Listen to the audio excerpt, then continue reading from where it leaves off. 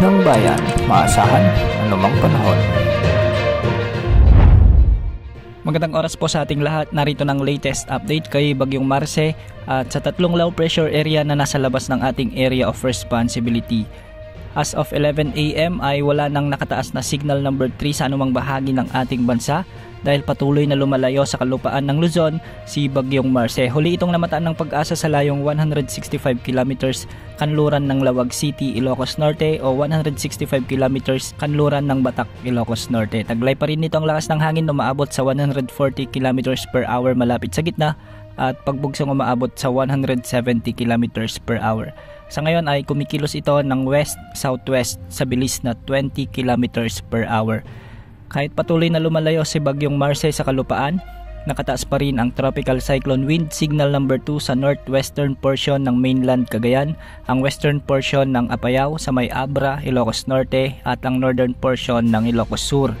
Signal number 1 pa rin naman sa Batanes, Babuyan Islands, ang nalalabing bahagi ng mainland Cagayan, ang northern at western portions ng Isabela, ang northern at western portions ng Nueva Vizcaya, ang northwestern portion ng Quirino, sa may Apayao, Kalinga, Mountain Province, Ifugao, Benguet, ang nalalabing bahagi ng Ilocos Sur, sa may La Union at ang northern at central portions ng Pangasinan.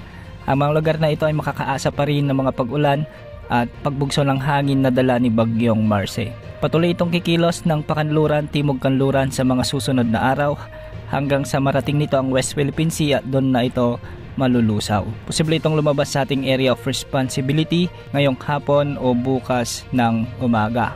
At para naman sa mga pag-ulan, sa Ilocos Norte at Ilocos Sur ay makakaasa pa rin ng malalakas hanggang sa matitinding pag-ulan ngayong araw, dulot pa rin ni Bagyong Marce.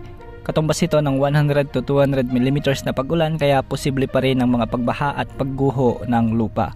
Samantalang makakaranas pa rin ng moderate to heavy o 50 to 100 mm na pag-ulan sa La Union, Kalinga, Apayao at Abra. Hindi rin inaalis ang posibilidad ng mga biglang pagbaha o di kaya naman ay pagguho ng lupa. Samantala, tatlong low pressure area naman ang binabantayan sa labas ng ating area of responsibility o sa kalagitnaan ng Pacific Ocean. O narito yung malapit sa ating area of responsibility na nasa layong 1,830 kilometers silangan ng southeastern Luzon. Sa mga susunod na araw ay posibleng lumakas ito bilang low pressure area at pumasok sa ating area of responsibility. Kung sakaling lumakas ito at pumasok sa ating area of responsibility, tatawagan ito ng Pag-asa bilang Bagyong Nika. Base sa forecast track nito mula sa iba't ibang weather agencies, kikilos ito ng hilagang kanluran at posibleng daanan din ang tinahak ni Bagyong Marce.